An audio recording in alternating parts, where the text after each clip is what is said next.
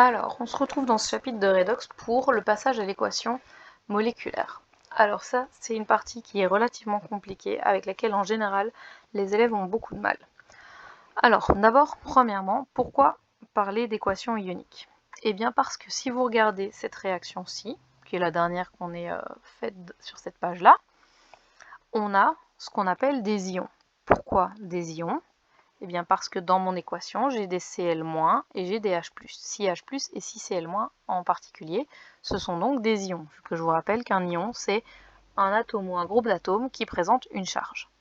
Le problème des ions, c'est que un ion, il n'existe pas, comment on va dire ça, à disposition dans une boîte sous forme de solide. Donc, il n'existe que sous forme de solution. C'est-à-dire que je trouve du Cl-, si je mets du sel de cuisine dans de l'eau, je vais avoir du Na+, et du Cl-. Si je mets du NaClO dans de l'eau, il va y avoir des réactions qui vont faire qu'il va y avoir du Cl-. Donc je vais les trouver sous forme de solution, mais pas sous forme de solide. Donc si par exemple je veux faire cette réaction-ci, et que je dis, ok, voilà, je veux faire cette réaction, ben, j'ai besoin de 6 molécules de H+, je vais devoir prendre un pot dans lequel je trouve du H+, mais ça n'existe pas.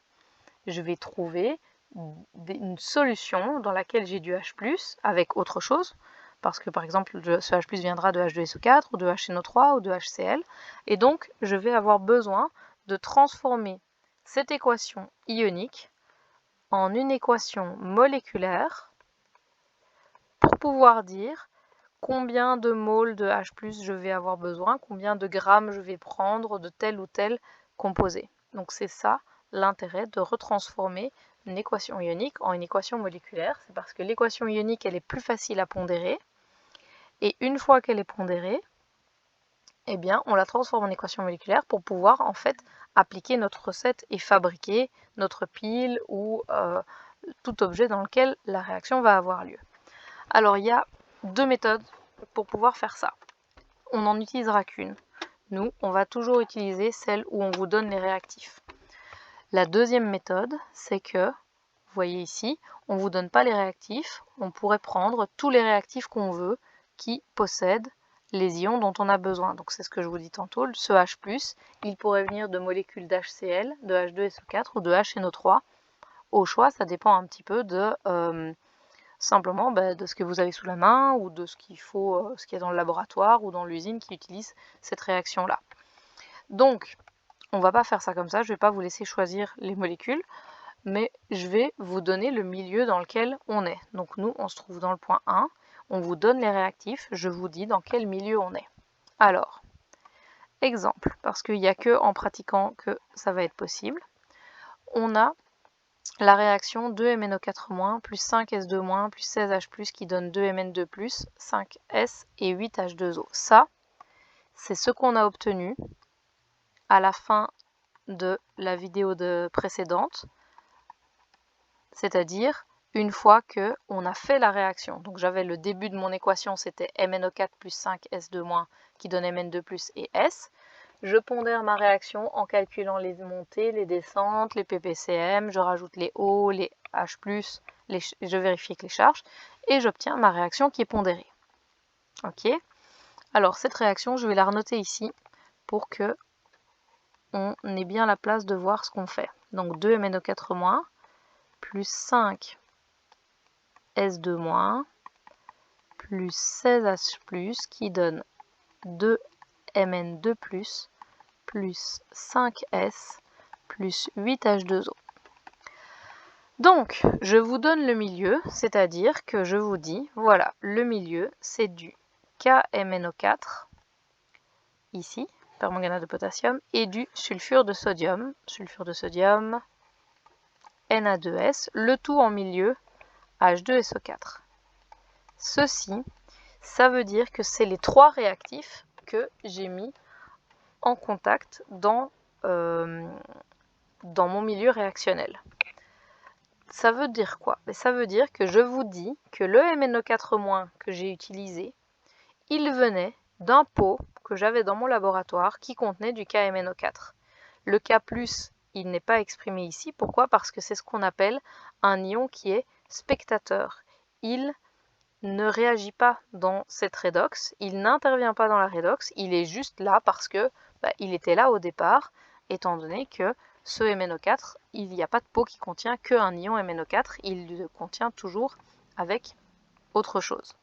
Donc, si je veux passer de mon équation, qui est donc une équation ionique, à une équation moléculaire, je vais devoir dire que mes 2 MnO4-, quand je les ai mis en présence, en fait, c'était pas 2 MnO4-, c'était 2 KMNO4.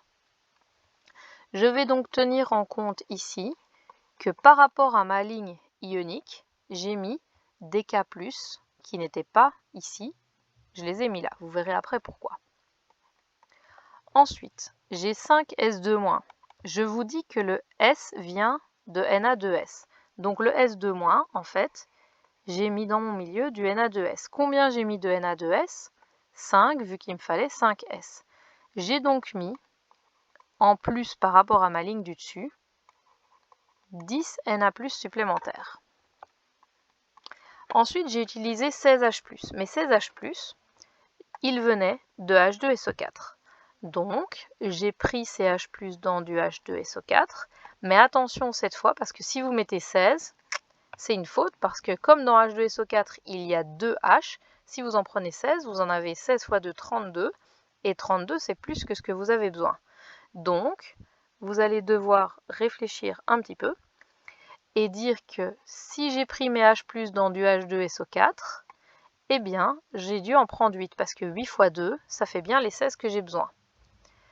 J'ai donc mis 8 SO4 2- supplémentaires par rapport à ma ligne ionique. Admettons, petite parenthèse, si j'avais dit que c'était pas du H2SO4 mais que c'était du HCl, j'aurais pris 16 HCl pour avoir mes 16 H+ que j'ai besoin. D'accord? Mais ça dépend simplement de ce que je vous donne comme acide de départ. Ensuite, eh bien, les molécules qui sont à droite, il y a des molécules qui sont des molécules neutres. Donc elles vont rester telles quelles. Mais il y a aussi des molécules qui sont des ions. Ces ions, ils vont se recombiner avec des atomes qui sont négatifs. Oui. Pourquoi avec des atomes qui sont négatifs? Parce qu'eux sont positifs. Donc le but du jeu, c'est de refaire une équation où je n'ai plus que des molécules. Donc le Mn2+, il va se combiner à un atome qui est négatif. Alors ici, vous avez de la chance, il n'y en a qu'un seul. Donc le Mn2+, va se combiner à du SO4. Ils ont tous les deux la valence 2, donc ils se simplifient.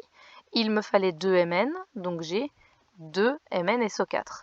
Ça veut donc dire que sur les 8 que j'avais besoin, j'en ai placé 2, il m'en reste encore 6 à mettre. Le soufre, c'est déjà une molécule, donc je ne vais pas la changer. L'H2O, c'est déjà aussi une molécule, donc je ne la change pas. Et alors, vous allez dire, ok, mais il reste tout ça. Mais tout ça, c'est des ions spectateurs qu'on a mis au début, mais comme vous le savez, Lavoisier a dit que rien ne se perd, rien ne se crée, tout se transforme. Donc ces ions, ils doivent se remettre ici à droite. Comment est-ce qu'on fait ça? On va combiner des plus avec des moins. Donc j'ai un K qui va se mettre avec du SO4. Je croise les valences, j'ai donc K2 SO4. J'ai mis les 2 K+ que j'avais en trop et 1 SO4, donc il m'en reste 5. Je mets de nouveau ce qui reste, j'ai un Na qui se met avec du SO4. Je croise les valences 2. J'ai 10 Na à mettre et 5 SO4, donc je vais mettre un 5 ici. Et si vous ne vous êtes pas trompé, tout ce qu'il vous restait à mettre vient dans cette dernière molécule, et donc vous n'avez plus aucun ion spectateur qui restait ici, et vous avez votre équation moléculaire avec tous les ions qui ont été recombinés. Ça, c'est le principe donc de l'équation moléculaire. Donc vous devez prendre les milieux qu'on vous donne, remettre dans les réactifs, et puis remettre tous les ions qu'on a rajoutés en ions spectateurs dans les produits. Alors ça, c'est assez compliqué, enfin, façon de parler, mais il n'y a que en vous entraînant et en le faisant que vous allez arriver à le maîtriser. Donc c'est pour ça que maintenant, la prochaine vidéo, ce sera la correction des exercices. Et donc moi, je vais faire directement la correction des exercices et à chaque fois, les équations moléculaires. Comme ça, vous pouvez d'office directement les corriger.